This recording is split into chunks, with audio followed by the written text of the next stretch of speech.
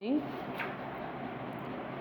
in accounts we started the new chapter, reconstitution of partnership firm, that is the admission of partner, and we already finished some of two topics in this chapter, that is calculating how to calculate the new profit sharing ratio and sacrificing ratio. So today's class we are going to start the third part in this chapter, that is how to value the goodwill. Okay. So there is three methods of valuation of goodwill. First one is the average profit method, second one is the super profit method, and third one is the capitalization method.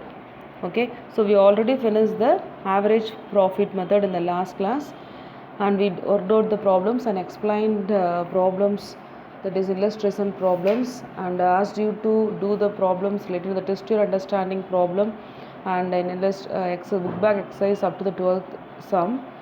Okay, and today we are going to see the second method to calculate the value of goodwill, that is a super profit method. And to calculate the value of goodwill under this method, we have to follow certain steps to calculate the value of goodwill. The first step is first we have to calculate the average profit. We already know that how to calculate the average profit, that is the total profit by adding all the amount of profit, and we have to divide how many number of years the profit is available. If there is a 5 years profit is available, we have to add the total profit and we have divided by 5. You will get the average profit. And the second step is we have to calculate the normal profit. The formula is capital employed into normal rate of return divided by 100. So in the sum itself, the amount of capital employed will be given, and the normal rate of return will be in a percentage, that is 5% or 8%, like that. So you have to multiply. For example, capital employed is 1 lakh, means 1 lakh into 8 by 100. In this way we have to calculate the normal profit. And next third step is a super profit. So the formula for calculating the super profit equal to average profit minus normal profit. Okay, so this is the way to calculate the super profit. The next one is the last step is to calculate the value of goodwill. Goodwill equal to super profit into number of years purchase. So number of years purchase will be given in the problem, that is 3 years purchase or 4 years purchase. We have to multiply by that number of years purchase, we will get the amount of goodwill. Okay. So in this method, these are the steps to calculate the amount of goodwill. So next method is the capitalization method. Okay. So third method is the capitalization method. So in this capitalization method, the goodwill can be calculated into two ways: by capitalizing the average profit or by capitalizing the super profit. Okay, as per the information available in the problem, we have to calculate the amount of goodwill under this method. Understood? So first see that by capitalizing the average profit. So that is some of the steps. First step is to calculate the average profit. We already know to calculate the average profit. Next one is capitalize the average profit. Second step is we have to capitalize the average profit, that is capitalized value of average profit. For that only we are first calculating the amount of average profit. Capitalized value of average profit equal to average profit into 100 divided by 10.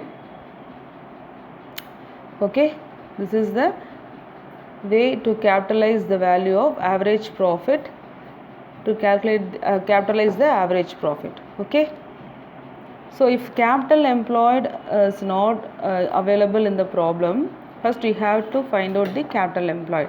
The formula for capital employed equal to total assets, which we should not include the amount of goodwill, okay, minus outside liabilities.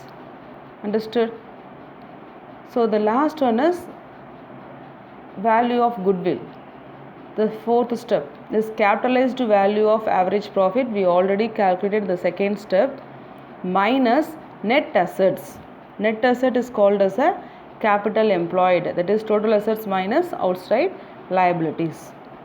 Okay, so in this way we will calculate the amount of goodwill under the capitalizing the average profit method. Understood? So the next one is by capitalizing the super profit. So in this method also it includes some of the steps. The first step is capital employed should be calculated.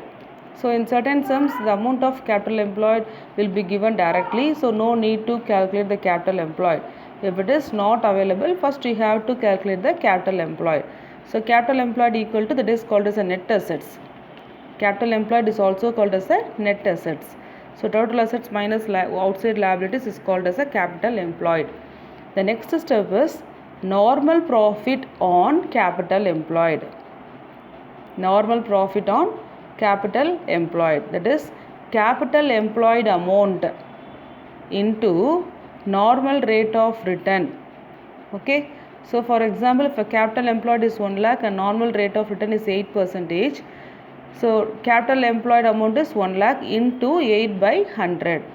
So we will get the normal profit on capital employed. Understood? So all the information will be available in the problem itself. Just you are applying the formula and finding the amount of goodwill by following the steps. Okay. So the third step is average profit for the past years. We already know that, no, that is the total profit divided by number of years. We will calculate the average profit. So the fourth step is find out the value of super profit. That is super profit equal to average profit minus normal profit. So for this, to calculate the super profit, first we have to calculate the normal profit and the average profit, and then only we can able to calculate the super profit. Understood? So the last step is goodwill. Goodwill equal to super profit into 100 divided by normal rate of return. Understood? Super profit we already calculated into 100 divided by normal rate of return. If it is 8%, we have to write 8. Understood? Into 100 by 8. If it is as per the sum, if it is given as the number of years purchase, we have to calculate the amount of goodwill by super profit into number of years of purchase. So as per the conditions and rules applying as per the which is given in the problem, we have to follow the conditions. Understood? So the next one is treatment of goodwill. Okay, so only by understanding this concept we can able to start the problem. So these are all the theory part for the problems. By having the thorough knowledge in this theory part, we can able to do the problem. Okay, so only you have to write all this theory part in your class work note, and then only you have to start to do the problem in your class work note. Understood? So next one is, so value of goodwill. In order to value the goodwill, there is 3 methods. First one is the average profit method, we already finished, and in the super profit method and also capitalization method. In capitalization method there is 2, by capitalizing the average profit and by capitalizing the super profit.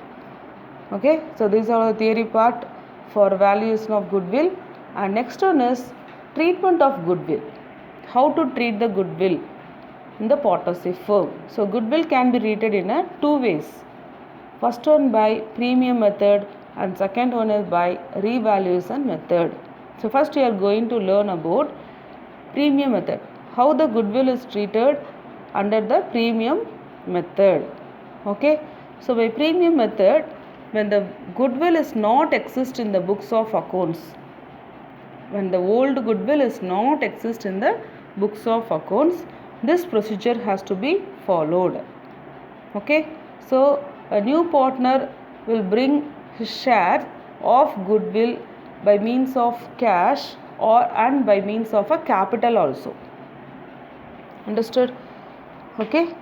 So by means of capital and also by means of cash, he will bring this that is in his share he have to pay the amount of goodwill by means of cash, and also he will bring as a capital also. So the amount of premium, that is the amount of premium means goodwill, is to be shared by the old or existing partners, in the sacrificing ratio. If the sacrificing ratio is not available in the problem, we will use the old ratio, that is old profit sharing ratio. Understood? So what are the journal entries? First one is when the amount is paid through the firm, when the amount of goodwill is paid through the firm, through the business firm.